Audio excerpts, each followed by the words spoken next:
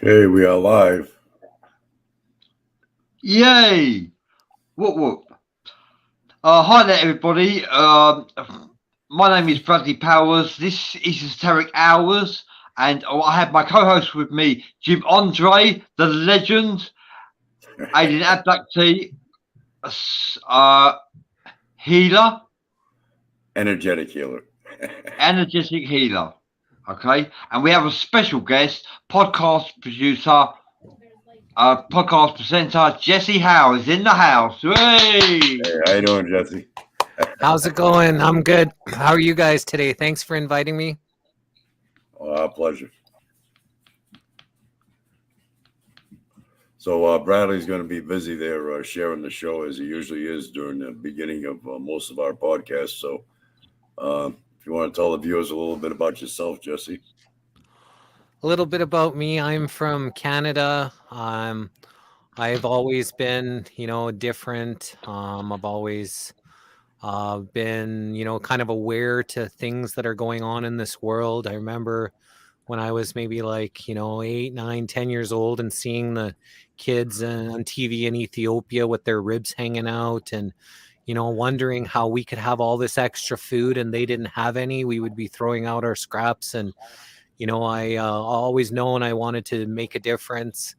And I've been spending, my entire life basically, trying to wake people up. I, got sidetracked a little bit into the drugs and alcohol for a while, which, kind of got me off of my mission a little bit. But I... One second, Jesse. I don't mean to interrupt you. Bradley, is this show showing live on any of the pages? Yes, absolutely. Because I'm getting an error here. It says an error occurred. It said, wait a moment and try again. I don't know.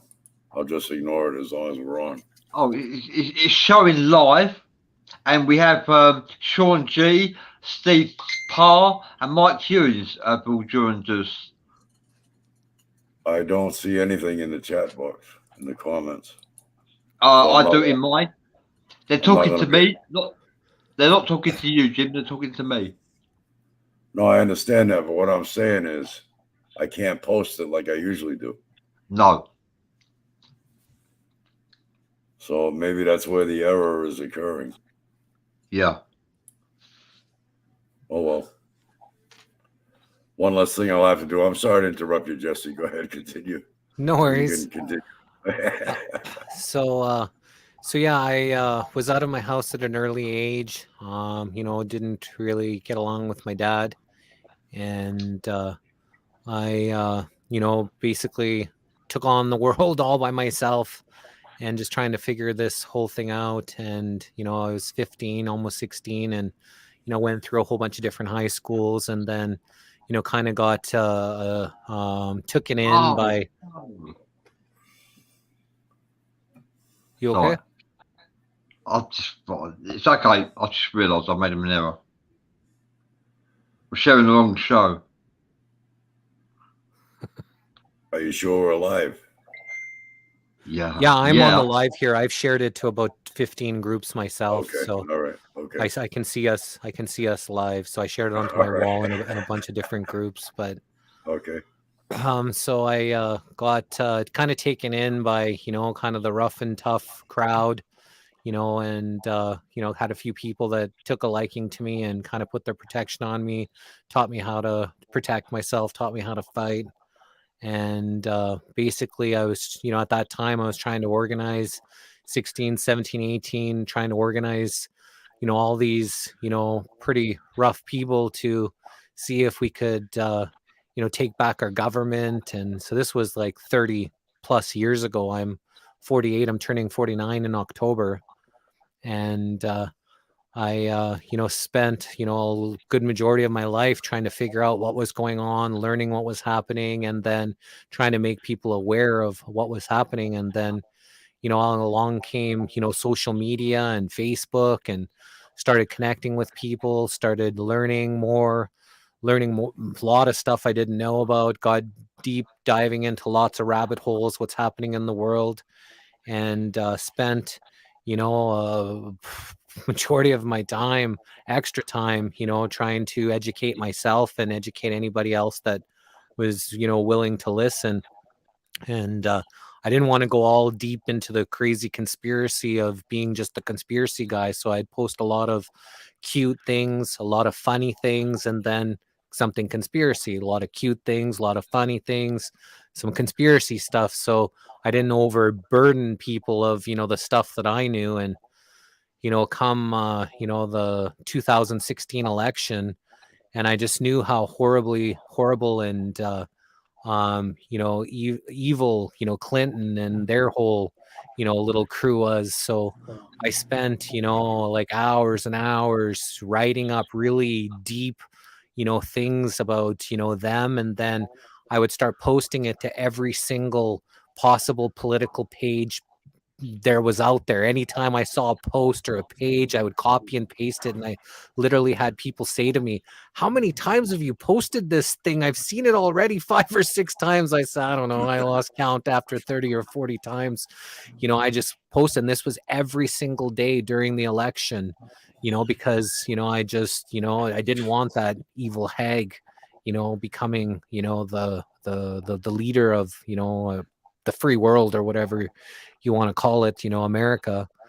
And I had high hopes for Trump and his this kind of group of people. I was really hoping that they would do something, but figured out that maybe they're just two sides of the same bird, and just one side or the other, and they're not really doing too much to help us. So just started my own podcast called The Missing Link. I know I'm not a Libra. I'm a Scorpio. I'm actually on the Scorpio Libra cusp. I'm actually born the same day as Hillary Clinton on October 26th. So, apparently I'm the most powerful of all the Scorpios. So, that's my birthday and my astrology. And started this show called The Missing Link. Shannon Boom Guy's asking, are you aware how evil Trump is? That's a matter of opinion, I suppose. Well, yeah, there's obviously, anybody that's out in the public eye is going to have people that like them and people that hate them. And there's a lot of repeaters out there. So a lot of people repeat things that they hear, and they don't know what's actually factual, and they just repeat it. There's, he's, obviously he's done some good things, but, he surrounded himself with the swamp. He didn't help Julian Assange, like he said, before he got elected. WikiLeaks, yeah. And then, he gets elected, and what's WikiLeaks? It seemed like he kind of like flipped his script. He didn't lock her up. Well, did you see Hillary get locked up? No. So, there's lots of things that, didn't happen. Yeah, well, he's going up against a big machine, that's, it's not like he can just, get everything done that he wants to get done. I mean, he did a good job. He did a good job with the economy. He did a good job. He did a good job exposing the media. Like, he did a lot of good things out there, but there's a lot of things. Like I said, I've been working on this stuff for 30 plus years. So there's a lot of stuff that they've done that I'm not in alignment with and I'm not in agreement with. And when he became a vaccine salesman and can we not discuss the vaccine, please? Okay. Yeah. Yeah. But when he started to do that, I just couldn't be in alignment with him. So, that's. Well, I don't think there's much. I don't think that there was much he could have done about that anyway, considering the circumstances. He could have made people aware that it was poison. So, what do you actually do? You're a presenter. What do you present, Jesse Hal? What do you present? So I have a show called The Missing Link, and it's, the link is an acronym for Love Inspiring New Knowledge. And, just trying to interview anybody and everybody who is speaking out during these pivotal times in history. We've interviewed 30 doctors. We've interviewed David Icke. We've interviewed Corey Good. We've interviewed Elena Dannon. We've interviewed lots of people. And I just Sasha Stone and lots of Lee Camp. He's a political comedian. Just trying to interview anybody and anybody that we can that's, willing to educate people. Sometimes people are in alignment with some people and sometimes people aren't, and that's okay. All I ask is anybody that, does come and watch the missing link to, make sure that they're respectful of, whoever we have on, because, I don't tolerate people coming and trying to bash people on my podcast, because again, it's love inspiring new knowledge, and bashing is kind of doesn't equate to love.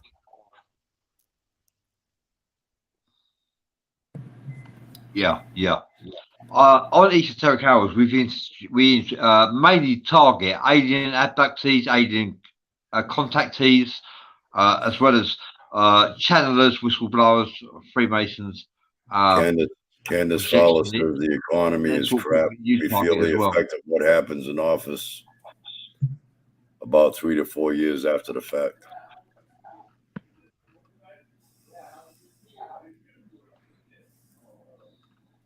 Yeah, I don't believe that. That's not, I'm not in alignment with that, but everybody has their opinion. But Candace also says Corey Good is very high on my list. I really like him. Fascinating guy. And, I was really happy to get an interview with him. So I sent a message to their Facebook page, and then one of his assistants phoned me, and we started chatting, and then he said he was going to come on, then he said he wasn't, and then finally he came on, and we had a great interview, and he said he was going to do it again, so we look forward to having him back on the Missing Link. That's good. Have you ever heard of Preston Dennett?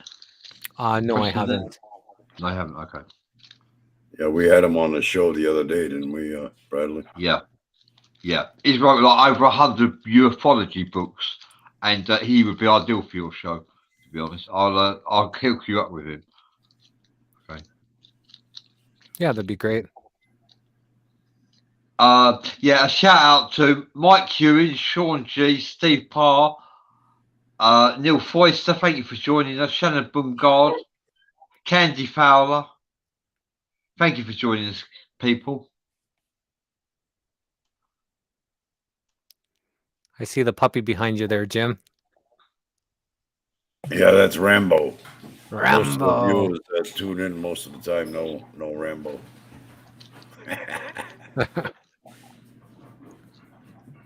He'll be 4 years old in February. Oh, nice. My puppy's 3.5 and turning 4 on Remembrance Day in November. Oh yeah. What breed is yours? He's Presa Canario, half Presa Canario and half Pitbull. Oh, okay. You have got a story to tell, haven't you, Jesse? About was it when you were stabbed 15 times? I stabbed 12 times. Yeah. 12 times. Yeah, about 20 years ago, I was, traveling around, and I, was in this one city, and I met this girl who, she was kind of like, seemed to look crying, and, she told me that she had got kicked out of her house, and she was staying with her cousin, who was a hooker for these gangsters, and she was living and staying with them, and they were feeding her alcohol, they were feeding her weed and food and all this kind of stuff, and she was with them for a few weeks, and then they had told her to go out and get some money for them, and to pay back the stuff that they had given her. And that's when I had ran into her, and I said, I'm like, no, that's you don't have to do that. And I'm like, I'll help you, right? I'm just new to this city, and we got this little basement suite, and we spent a few weeks together. And she, I guess one day she told the cousin where we lived, and I was sleeping, and I guess they had kicked in the door, And I woke up and there was a whole bunch of gangsters in our little basement suite. And I got up and I like, don't yell at her. And then they just started to attack me and I started to fight a whole bunch of guys. And I'd fight this way and I got stabbed on this side. And I started fighting this way and I got stabbed on that side. And I ended up getting stabbed 12 times. And I remember I heard some kind of bang. I don't know if it was a neighbor. I don't know what it was, but they all ended up leaving the apartment. And I had shorts and I had a track jacket on. And I remember I sat back on the couch. Oh, and I got a bottle smashed over my head. So blood was, dripping down. Blood was leaking out of me in all different areas. And I sat back on the couch and I said to her, I'm like, Kim, I'm like, I, need to go to the hospital. She goes, okay, just don't bring the police here, okay? I was like, what? I got up and I just was like, I couldn't believe what, what do you mean, don't bring the police here, okay? So we were in a basement suite. So I went outside the door, started going up the stairs. I opened up the glass doors. There's 2 glass doors in an apartment building. I remember I opened up the first one and I think I just started to open up the second one and everything went white. I could not see anything. Everything went white. I guess I kept going through and I fell down the stairs, hit the ground on the other side, and then everything went black. Everything. I couldn't see that. Everything went from white and went from black. And then I remember I could hear her like crying, at the door. Well, she was crying. I could hear her crying. And then I heard it said, get up or you're going to die, Jesse, in like someone like talk to me. And it wasn't anyone that was around, there was someone that, distinctly told me to get up or I was going to die. So I got up and I started walking. I just could start seeing and I started walking and I could hear her. She was at the glass sliding doors. She didn't want to go outside the doors because I guess didn't want to be locked out or whatever. And I remember I wanted to say I love you to one last girl in case I passed on. So I turned around and I said, I love you, Kim. And she's like, I love you too. Just don't bring the police here, okay? And she said it to me for the second time. And I don't know if that's what I needed to hear, but the whole time I was thinking, what a bitch. I'm like, I wasn't thinking about me being stabbed 12 times, leaking that my lungs, because I got one punctured my lung and my lungs were filling up with blood. And I was thinking about I couldn't believe all I was thinking. And then I saw this car drive up and it was probably about 2 or 3 a.m. And I saw this car that was, coming down the road and I waved because I thought maybe they could help me. And I could just remember what their faces looked like. And then they sped off. They wanted nothing to do with me. I am covered. Blood's pouring out my head. I must have looked like some zombie just came out of the ground or something like that. I was covered in head to toe in blood, literally 12 different places I'm leaking from, including my head. So I was completely and full of blood. And I started walking towards where the gas station was that was open, because this was the time before cell phones. And, I think at the time I may had a pager at that time. And I started walking towards the gas station. And as soon as I get to the gas station parking lot, as I'm walking towards, there was a guy that was just about to walk inside the door. And he looks at me and I'm like, excuse me. I'm like, do you think you can call me an ambulance? And he's just looked at me and he's like, yep. And he goes inside the store and he comes back out. Maybe I at that time I was so self-conscious that I didn't want to bleed inside their store and I didn't want to go inside their store. So I'm waiting outside. I'm still being courteous that I didn't want to bleed inside the store. And he comes out and he goes, they want to know what happened to you. I said, look, man, I'm dying. Can you just please bring me an ambulance? And as he's going in, I'm like, can you bring me some napkins? And so he goes inside the store and then he comes back out with a whole stack of napkins and he hands me, and I started putting them on my stab wounds, right, to stop the bleeding. And this guy, God bless his soul, he stood there and he was holding these napkins on my back stab wounds. The stab wounds were in my back. And never have I ever seen him again, but I always send him good energy. I always, give him thanks for what he did. And I remember the police car came first, and then the ambulance came. And as the the police was starting to walk towards me. The ambulance parked on the other side of the parking lot for some strange reason. They didn't come right up to where I was. And as soon as I heard the gurney being pulled out, I turned and I looked right in the guy's eyes and I said, "Thank you, man." And I walked beeline right for the ambulance. And they're like, no, wait. Like they're trying to get me to like wait. Like I'm dying, right? I don't have any time to wait. I want to get to the hospital as fast as I can. And so as I get to the gurney, I strip off all my clothes butt naked. I hop onto the gurney and I said, "Okay, let's go." And the whole time froze. Like it just seemed like they were like, "What's happening here?" Like this guy was like just waiting for my ride to get to the hospital. And so we get into the ambulance, and then I remember they put the oxygen thing on my face, and that started making me feel like I wanted to pass out. So I pulled it off, and they put it on, and I pulled it off, and I pulled it on. I'm fighting them the whole way to ambulance ride because I couldn't, because I knew that I needed to stay awake. I did not want to pass out because I felt if I passed that, I was a little bit scared. I don't really get scared, but at this time I was a little bit scared that I was gonna pass on. So I'm trying to stay awake, and I'm trying to stay awake. And I remember we get to the hospital, and they were trying to ask me for my name and this and that, but I wasn't saying anything, right? I didn't want to. I had nothing to say. I just needed help. And I remember they put me into the emergency, like into the operating room.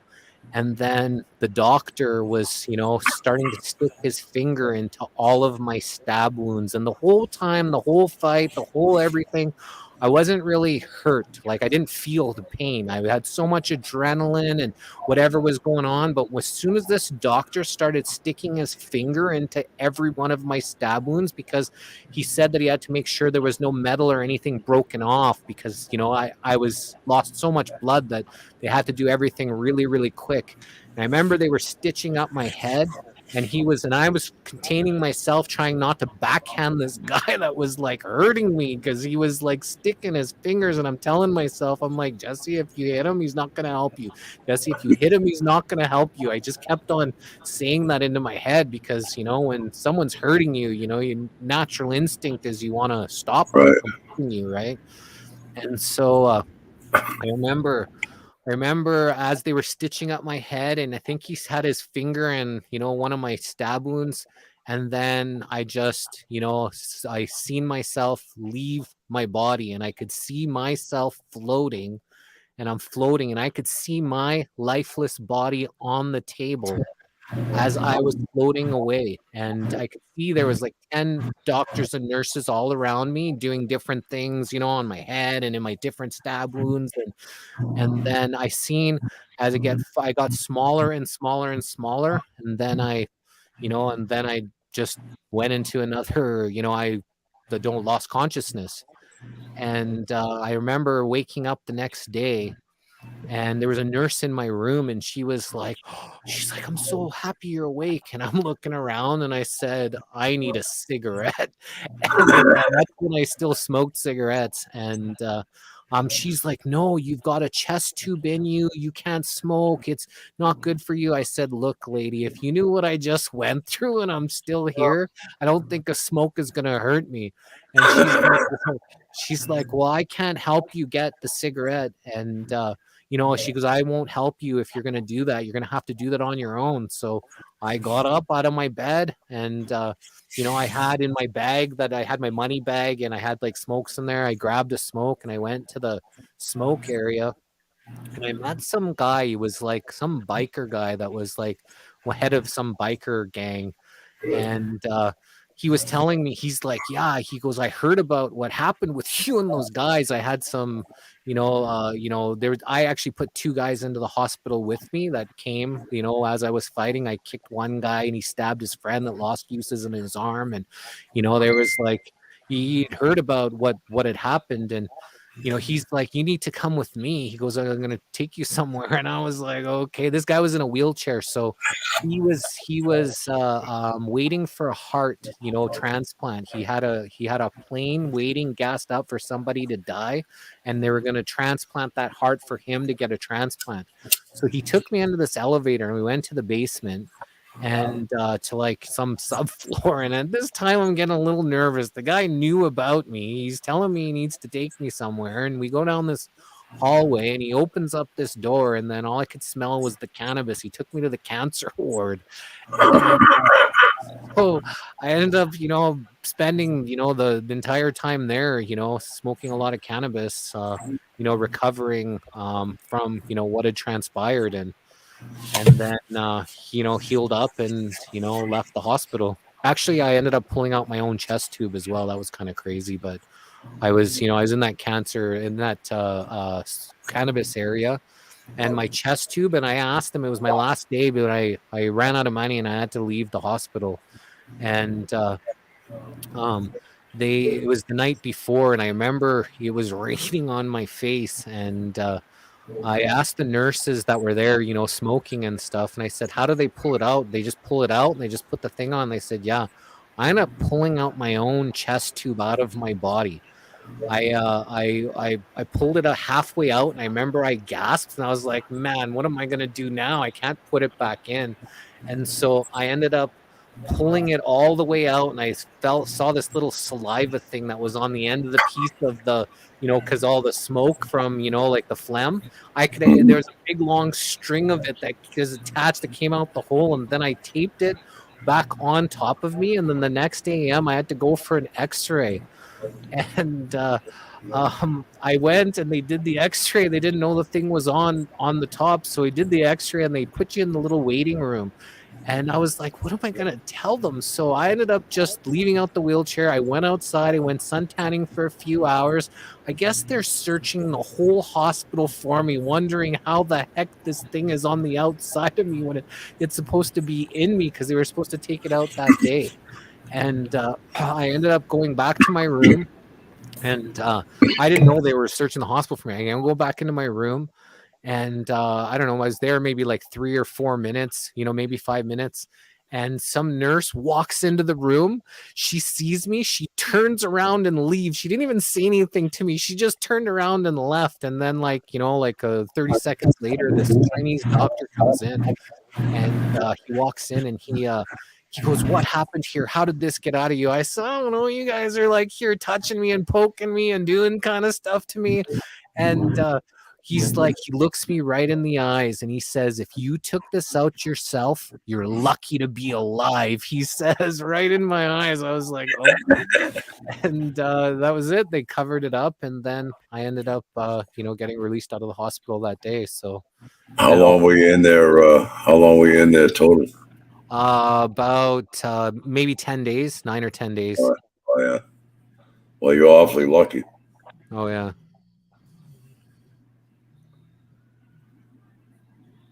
So I don't have any, great story that, someone, walked me to the other side and showed me a bunch of things. Whatever happened when I floated away, my memory got, erased from it. So they didn't want me knowing that at the time. Angeline Joy is asking, how old were you? That's my beautiful girlfriend, Angeline. So at the time, 2020, maybe 24, 23. Wow. So yeah, probably about 24 years ago.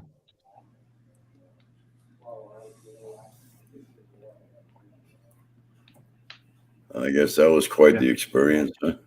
Wow, you are lucky to be alive. Yeah. Lucky to be alive. Well, I meant to be here, so I don't think anything was taking me out. So I have lots of work to do here. I've helped a lot of people, and continue to figure out how we can stop these parasites from destroying all that is good here. I admire your spirit. Thanks, brother. It's not an easy task by any means. No, but we don't really have another option because they want us all dead. So, there's a lot of people that, bicker in between each other and, try to say Trump this or that, when there's an actual group of people that want everybody dead and transhumanized. They want people into robots. They're slaves. They don't need slaves anymore. They got their robot slaves. So if you don't transhumanize with them, then we're useless eaters, I guess, to them. So that's the main mission, is to stop these psychopaths from destroying all that is good here. Yeah. Well, it's always been amazing to me how many people, which probably is the majority there, that have been asleep for quite some time. I've saw more people in the last 2.5 years wake up than I saw in the 30 years combined. And I've been waking people up. Like, I've been actively trying to wake people up for a very long time. So I've seen the waves. And this last 2.5 years gives me lots of hope. And like Angeline says, we are resilient. And thanks, Tess Angel. You know what it is? Most people, they're in their little bubbles. They get a 9 to 5 job. They go home, have a roof over their head, food on the table. Go out, see a movie once in a while. Go out and have a dinner. Stay home, play their video games, and they're happy. And there's nothing wrong with that until their little bubble bursts. And usually by that time, it's too late. Well, the big thing is, the food is what they're kind of the next phase of what is going on is, they've been, burning crops. They've been telling farmers. We interviewed David Icke's son, Gareth Icke, and he was telling us in the UK, they were paying farmers to retire.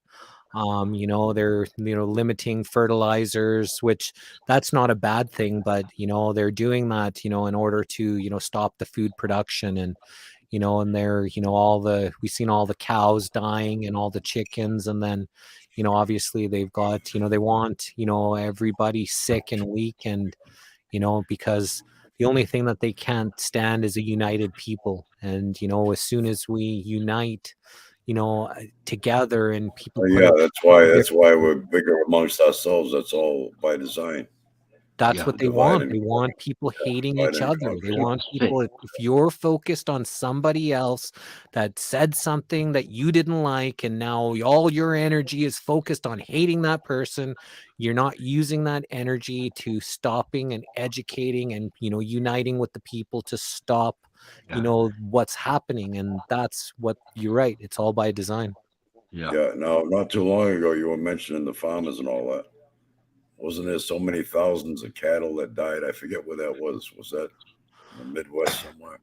Lots of different places, 10,000, and another place was 3,000. Just mysteriously, all these cattles are dying. And then, Right. there's lots that are, the chicken farms there that they're sick and having to put them down. And then it seems like they, because a lot of people still get their food from hunting wild game, some wild games, they're having some sicknesses going through the wild games and things. And I think that, they're doing that stuff on purpose, right? Like, to make sure that we don't have the food to be able to support ourselves. So we're either reliant on them or we just don't have food. And, they're want people to, be at each other, instead of, focusing on taking them out.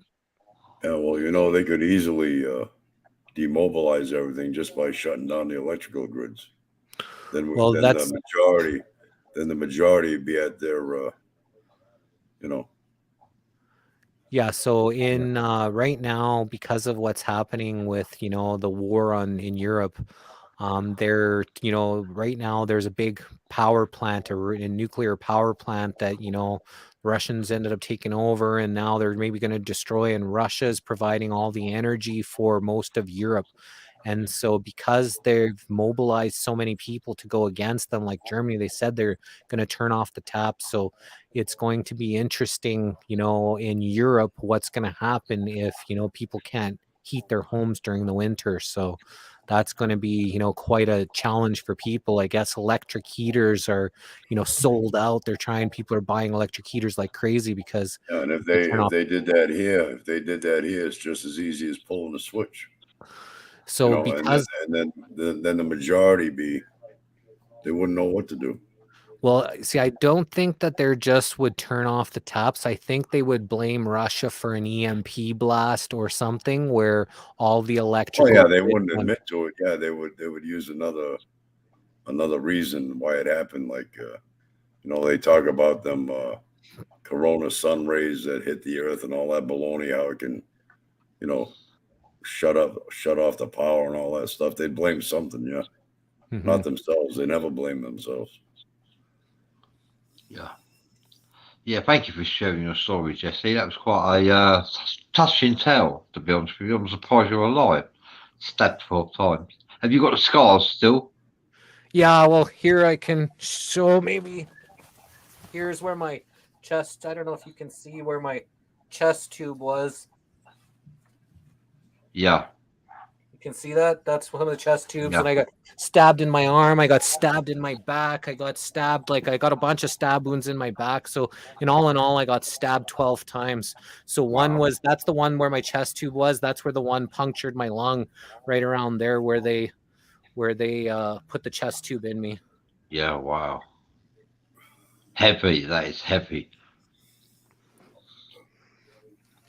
Yeah, so what's your views on the paranormal phenomena and extraterrestrials, Jesse? Well, I'm fascinated by everything, and nothing is out of the realm of possibilities. I've interviewed people like Corey Good that was talking about, experiences that he had, as a child, going through this system, going for 30 years. It was like, he would leave for 30 years and come back and do all these missions. I had, people like Elena Dannon on the Missing Link telling us about she was impregnated by the Gray when she was 9 years old, and then some good extraterrestrials had to come and stop them and take out that impregnancy. And now she's got these direct communication. A lot of people Yeah. talking about direct communication with galactics and other places. I still don't know. I've never been able to see it or experience it myself. I've never seen a demon. I've never seen an alien. I've never, got to experience any of that. So I Yeah. just, have to take the word of other people's experiences of those Yeah, phenomenons that's going on. My girlfriend, she had some, severe, trauma happen to her from, sexual abuse right from a child. And, in order for her to protect herself, she had to go into another world, another dimension. And, she was able to see fairies, able to see angels, able to see, things in different places. So, we actually just saw a fairy couple maybe a month ago or 3 weeks ago that she was actually the fairy was flying on her, and then she got out her camera and started to record it, and then it flew off and stuff. So she's actually got a little bit of a recording of an Wow. actual, and that was like the Really? kind of a really cool thing that I actually got to see with my eyes because it was flying around her. But she was told me that sometimes fairies would fly around my head, and she could tap into these things and tap out. Like apparently we only see about 2 to 10% of what's actually around us. Most humans have been blinded to to see. So Yeah. and Yeah. you see, Trent is asking, how do you take someone else's experience and be able to explain it? how do I take someone else's experience and explain it?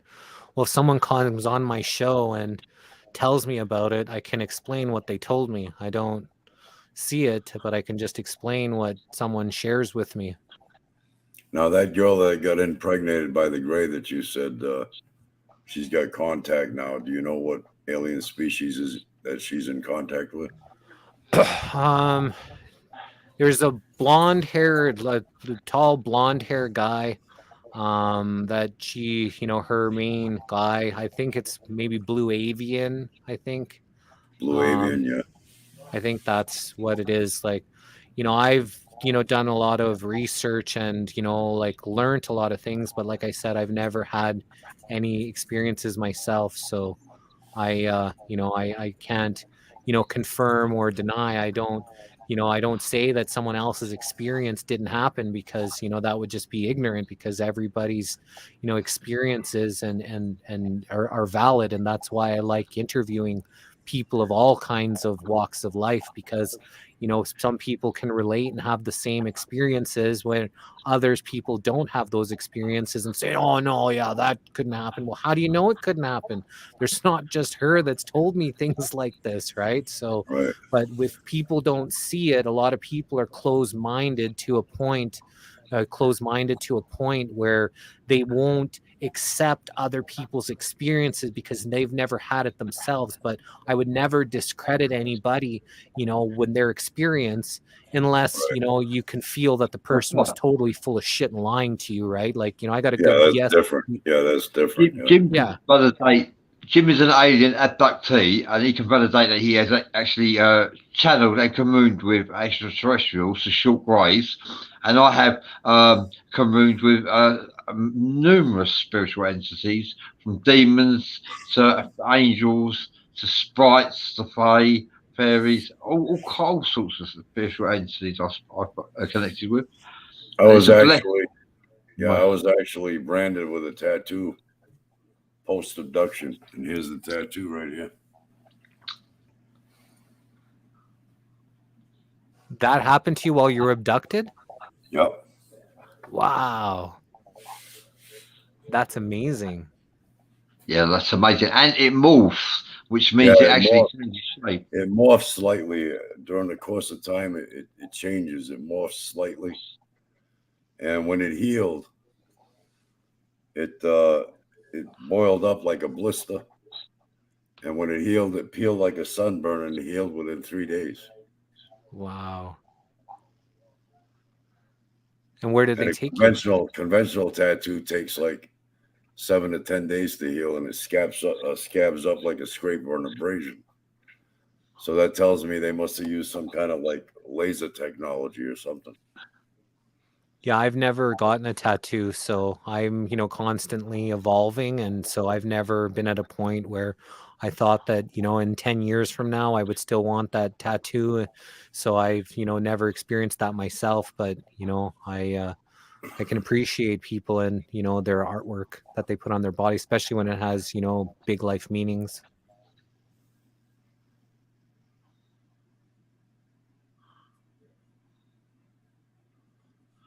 Yeah, and since my abduction, I've successfully done energetic healing sessions, which is people that can attest to that.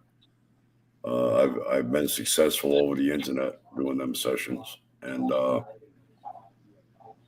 I mean I don't broadcast it. I don't do it for money or But if I happen to bump into somebody that needs help, I do what I can to help them. That's amazing. Yeah. Yeah, that's amazing. Yeah. Yeah, so I can validate that spiritual entities do exist, and they can move with us using telepathy, telekinesis, telethought, and clairaudience, clairvoyance, clairempath. There's many ways they can actually connect with us, and Jim actually connects with the short grays from Acetai with Yeah, the Zeta Zeta Reticular. Yeah. Yeah.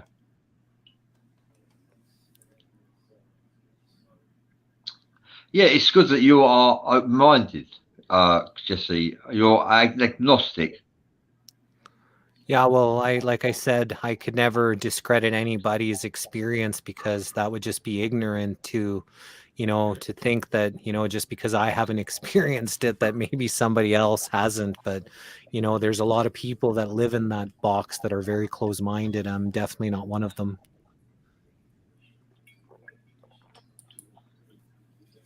Angelina Joy says experiences can really open up channels, awareness, and abilities for people that weren't there before.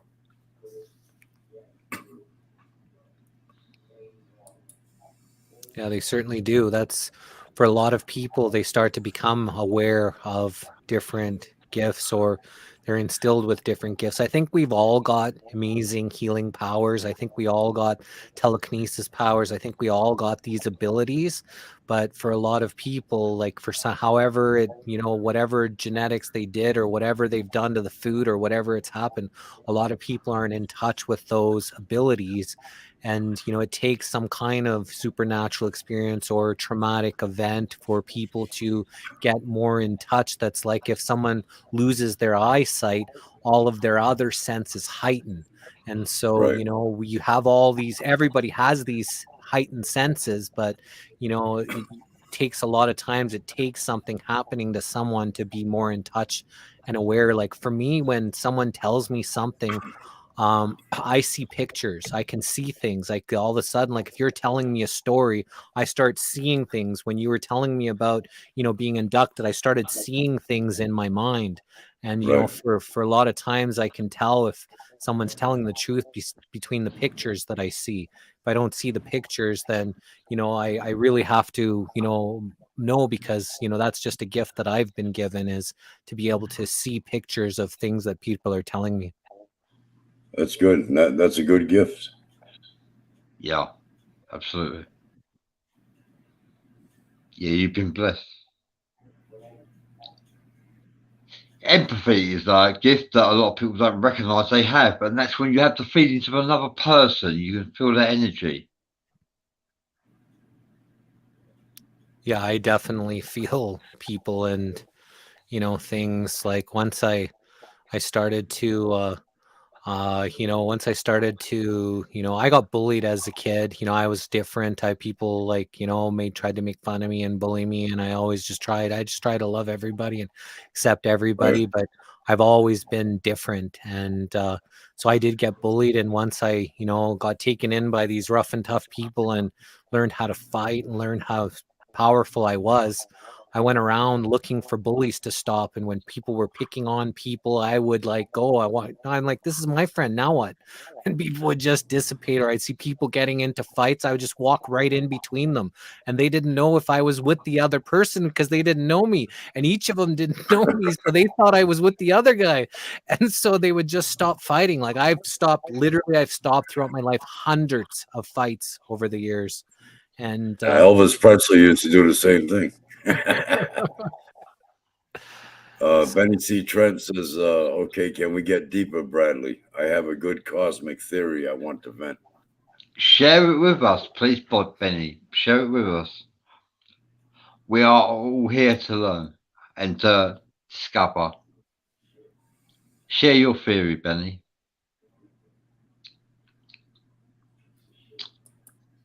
Hi, Marianne. Marianne Clark from Ghost House Paranormal. Ghost House Paranormal. Hi there, Marianne Clark from Ghost House Paranormal. Pleasure to have you near us. I see the comment from Paul says, who or what do you think is happening with the hunters or hikers that keep going missing in the mountains in Yosemite and other locations? So, in the UK alone, human trafficking is on the increase, and in the UK alone, 350,000 people go missing every year. That's risen in the past 4 years. It used to be 280,000, now it's 350,000 people go missing every year in the UK alone. I believe the figure for America is 800,000. yeah. So that number, there's a lot of people that when that number, say a runaway, they go missing and then they get found. So a lot of kids run away from homes and found. So not all of that is the stolen and trafficked children. So not to discredit how many, but those numbers are a lot more than, what is actually taken and not, returned and stuff. But there's a lot of human trafficking. There's a lot of, children going missing for the adrenochrome, whatever the child sex industry, as well as, I believe there's, people that drink blood out there, vampires, whatever you want to call them. So, there could be, there's also underground civilizations, I believe, who knows what kind of people are taking people in the woods, as well as, potentially, there's also the U.S. military or military in general from all different places that are abducting people. to do experimentations on them that they couldn't get approval for. So there's lots of different reasons or theories behind why so many people are going missing. You know. Yeah, yeah, yeah. Spare parts, science, food. Um, there's many reasons. Slavery, sexual slavery. Well, you say you get like flashes and images. If I show you the tattoo again, can you concentrate on that? See what you come up with? Sure. All right.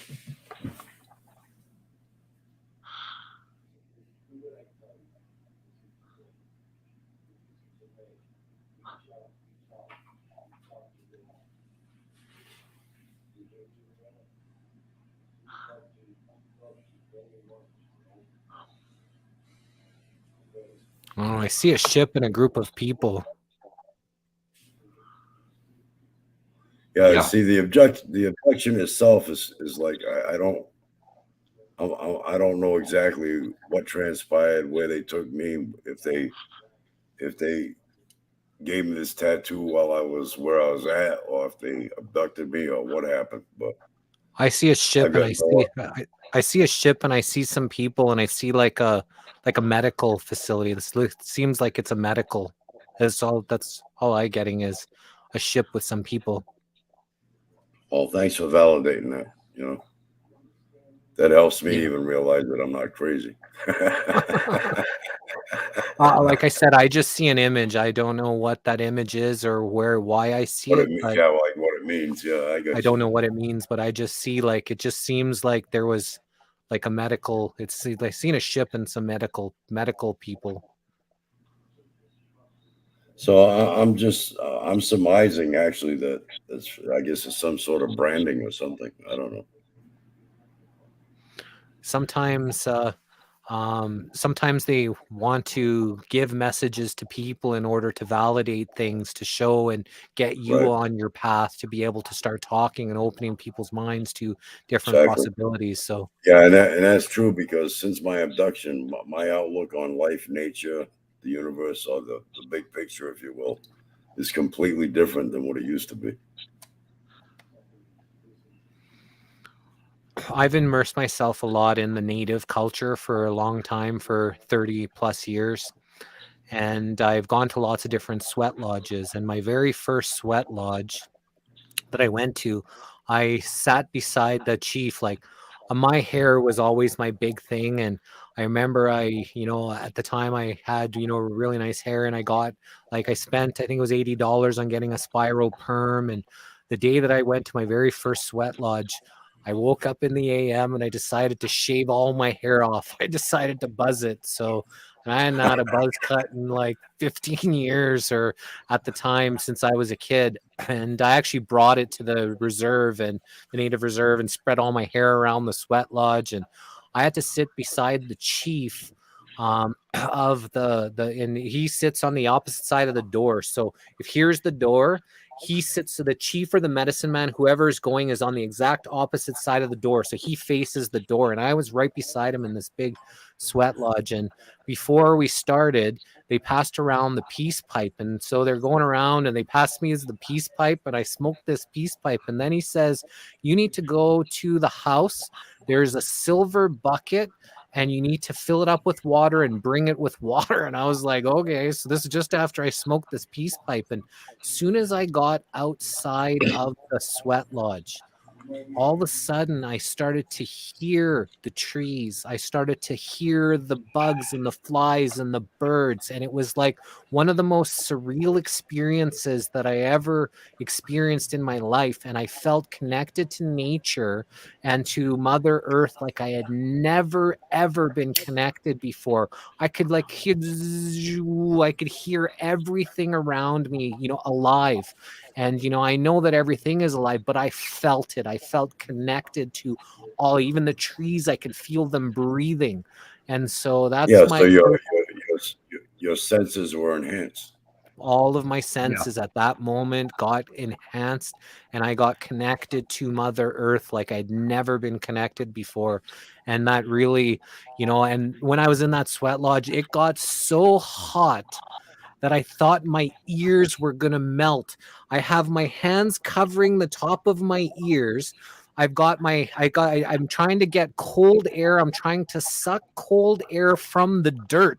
I've got my face into the dirt. I'm trying to suck cold. It was so hot in the very first sweat. I never felt anything like that in my entire life. And it was a pretty wild experience, but I loved it. And then I've been to maybe 20 sweat lodges since. I befriended a medicine man. I used to go and build the fires to make the rocks before all the people would start showing up, and for the sweat lodge and stuff. So just I love the native cultures, and it's a shameful what the colonizers did to them. It's the biggest genocide that's ever happened. 90% of people have been genocided of the indigenous people, and nobody talks about that. Benny C. Trent has a question. With new phenomenon that is happening around the universe, will this planet fall into a cosmic magnetic anomaly, the end of our time and the solar magnetic eruptions of our sun? So from what I've been studying a little bit, they're talking about, some planet that's got 100 times the gravitational pull of the Earth that's supposed to be passing by us, which is going to increase the magnetism and cause a lot more weather anomalies. Some people say that maybe is Nibiru. Some people say that it's already been passed. Some people not really sure, but I think a lot of what's happening is what they're doing through HARP, through CERN, through the chemicals that they're spraying in the air that's causing a lot of these weather anomalies, and then they're blaming it on the climate changing, but it's actually these small groups of parasites that are doing this to the Earth, to our Mother Earth, and then it enables to them to blame that on a lot of different other things. Yeah.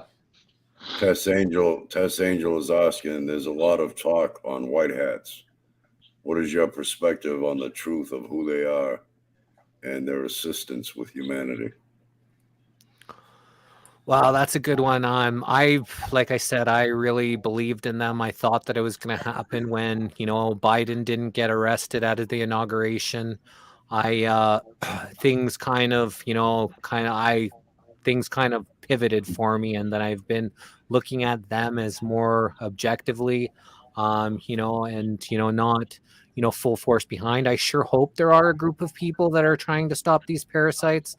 It takes everybody, looking within. It takes people stop purchasing power. We all got power. It's called purchasing power. You don't buy their stuff. They can't continue on in their business model or the way things are.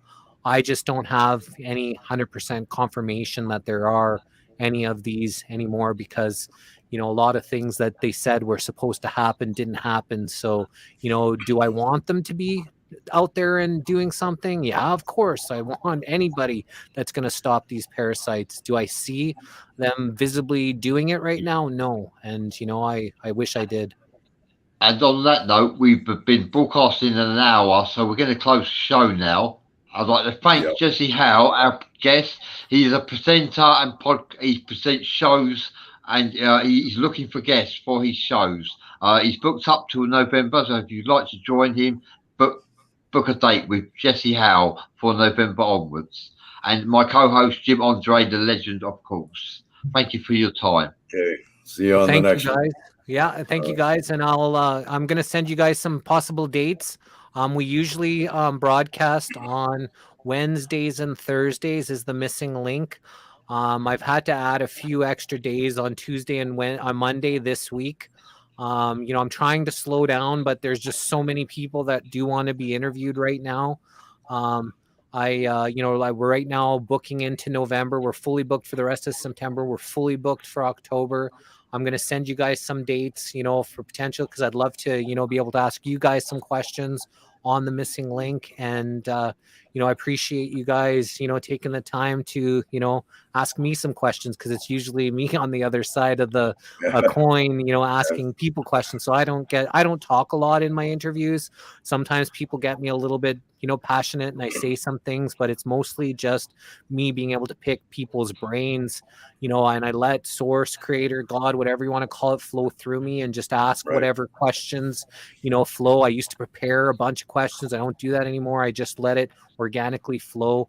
And, we've just had our 300th episode with Max Egan. That was last week. And I think we're now on 302 interviews, and we're just going to keep going. So thanks for your time, guys. Keep doing what you're doing. Appreciate it. Pleasure having you on, Jesse. Awesome. Thanks, Jim. Take your time with them dates. There's no hurry. Just let us know when you can fit us in. That's all. Sounds good, brother. All right. Well, thanks, Bradley. Thanks, Jim.